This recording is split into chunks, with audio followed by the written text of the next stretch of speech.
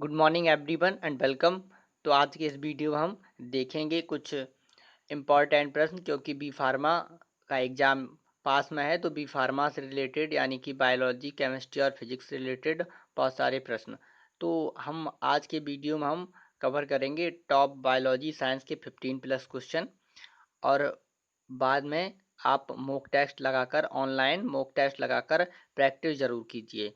आपको जो इस मॉक टेस्ट की लिंक है वो हम वीडियो में आगे बताएंगे कैसे करना है। तो चलिए पहले टॉप बायोलॉजी साइंस यानी कि बायोलॉजी साइंस के 15 क्वेश्चन देख लेते हैं, जो कि इम्पॉर्टेंट है, रिपीटेड है, आपके लिए इम्पॉर्टेंट हो सकते हैं। तो चलिए वीडियो को शुरू करते हैं।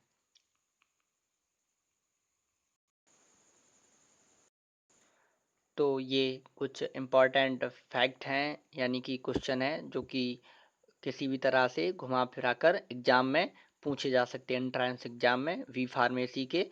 और भी ये सामान्य क्वेश्चन हैं जो कि और अदर कम्पिटिटिव एग्जाम में पूछे जा सकते हैं। तो वीडियो आप लास्ट तक ज़रूर देखें और अंत में हम आपको टेस्ट की लिंक प्रोवाइड कराएंगे, जो कि आप हमें कमेंट में कमेंट कर सकते हैं कि अगर आपको ये टेस्ट देना है तो हम आपको इसकी लिंक प्रोवाइड करा देंगे। और उस मॉक टेस्ट में आपको बायोलॉजी, केमिस्ट्री और फिजिक्स के क्वेश्चन मिलेंगे, जिन्हें आप मॉक टेस्ट द्वारा सॉल्व करके अपने आप को प्रैक्टिस करके देख सकते हैं, अपने आप के जो नॉलेज है उसको इन्हेंस कर सकते हैं।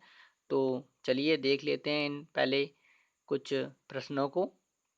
जैसे अध्ययन के बारे में बहुत सारे प्रश्न पूछे जाते हैं कि इसके अध्ययन को क्या, कैसे विशेष चीज़ के अध्ययन को क्या कहते हैं। ऐसे कई सारे अध्ययन होते हैं, हर एक चीज़ का अलग अलग अध्ययन होता है। तो कवकों के अध्ययन को क्या कहते हैं? तो अध्ययनों जितने भी अध्ययन होते हैं उन्हें आप जरूर याद रखिए। तो कवकों के अध्ययन को माइकोलॉजी कहते हैं। और टीकाकरण की खोज किसने की थी? तो एडवर्ड जेनर ने टीकाकरण की खोज की थी। धमनी को छूकर डॉक्टर हमारी दिल की धड़कन बता देता है, यानी कि जब हमको फीवर वीवर होता है तो डॉक्टर हमारे हाथ को पकड़कर क्या चेक करता है? वहाँ पर नाड़ी को चेक करता है। और नाड़ी क्या होती है? वो धमनी होती है। तो पूछा जा सकता है कि डॉक्टर क्या छूकर हमारी धड़कन बता देता है? तो धमनी को छूकर हमारी धड़कन डॉक्टर बता देता है। तो धमनी के बारे में आप डिटेल से भी पढ़ सकते हैं, क्योंकि धमनी जो है वो ऑल्टरी ऑल्टरी होती है, और जिसे पाल्मोनरी धमनी को छोड़कर बाद बाकी सभी धमनियों में शुद्ध रक्त बहता है। पाल्मोनरी धमनी में अशुद्ध रक्त बहता है, ये एक अपवाद है। बाकी जो सिरा होते हैं उन सभी में अशुद्ध रक्त बहता है, लेकिन जो पाल्मोनरी सिरा होता है उसमें शुद्ध रक्त बहता है। तो धमनी के बारे में भी आप एक्स्ट्रा पढ़ लीजिए, क्योंकि इन्हीं से क्वेश्चन, रक्त से संबंधित बहुत सारे प्रश्न रिपीटेड होते हैं और कई बार एग्जाम में बार बार पूछे जाते हैं। तो इन्हें भी आप याद रखिए। अगला प्रश्न है, अगला फैक्ट है कि डी को हार्मोन्स भी कहा जाता है, यानी कि जो विटामिन डी है, यहाँ पर विटामिन नहीं लिख पाया, विटामिन डी को क्या कहा जाता है? अगर पूछा जाए तो विटामिन डी को हार्मोन्स भी कहा जाता है। विटामिन डी कहाँ से प्राप्त होती है? तो आपको पता है विटामिन डी का एक अच्छा स्रोत और प्रमुख स्रोत सूर्य है। सूर्य की किरणों से ही विटामिन डी की हमें विटामिन डी जो है वो मिलती है। तो विटामिन डी का अच्छा स्रोत सूर्य है। और ये प्रश्न भी कई बार पूछा गया और हर बार रिपीट होता है, क्योंकि कई सारे ऐसे प्रश्न हैं जो कि एग्जामिनरों के डेटाबेस में हमेशा रहते हैं और वो प्रश्नों को हर बार लिख देते हैं, फिर भी हम कंफ्यूज हो जाते हैं, क्योंकि जो प्रश्न ज़्यादातर याद रखते हैं, यानी कि याद रखने वालों को हम जल्दी से भूल जाते हैं, और वहाँ पर कन्फ्यूजन की वजह से वहाँ पर हम भूल जाते हैं और गलत आंसर टिक कर देते हैं। तो ज़्यादा से ज़्यादा प्रैक्टिस करेंगे तो ऐसा नहीं होगा। तो विटामिन डी है, उसको हम हार्मोन्स भी कहते हैं। जीव द्रव को जुडार्विन ने खोजा था। तो डुजार्डिन एक वैज्ञानिक थे जिन्होंने जीव द्रव की खोज करी थी। और जीव द्रव का नाम किसने दिया था? तो जीव द्रव का नाम पुरकिंजे ने दिया था। जो जीव द्रव है उसका नाम पुरकिंजे एक वैज्ञानिक थे, उन्होंने दिया था। रोडोप्सन शब्द हमारी आंखों से जुड़ा हुआ है, यानी कि जो रोडोप्सन है वो हमारी आंखों से जुड़ा हुआ शब्द है। अगर पूछा जाए कि रोडोप्सन का संबंध किससे है, तो आप बता सकते हैं रोडोप्सिन का संबंध हमारी आंखों से है।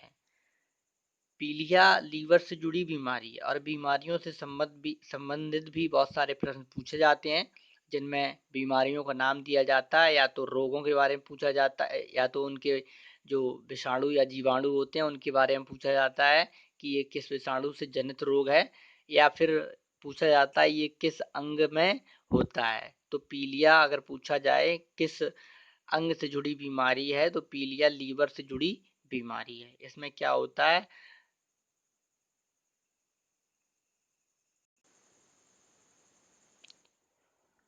मानव रुधिर दाब सिग्मोमोनोमीटर 120 से 180 120 से 80 mmHg होता है।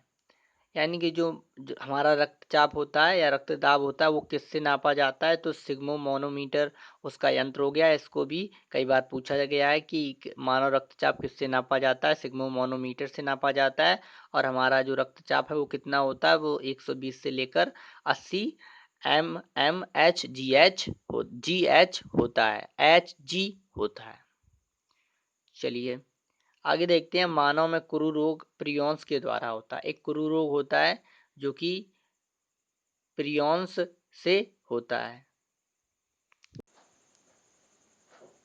तो मानव में कुरु रोग होता क्या है ये भी जान लेते हैं। तो कुरु रोग एक ऐसी बीमारी है जो तंत्रिका तंत्र को प्रभावित करती है, और ये एक दुर्लभ प्रोटीन अणु जिसे प्रियान कहते हैं, उसे ही प्रियॉन्स कहते हैं, उसी के द्वारा होता है। और ये मानव मस्तक खाने से भी होता है। तो जो कुरु है वो एक स्थानीय भाषा से आया है जिसका अर्थ है मौत से कांपना या मौत के लिए कांपना।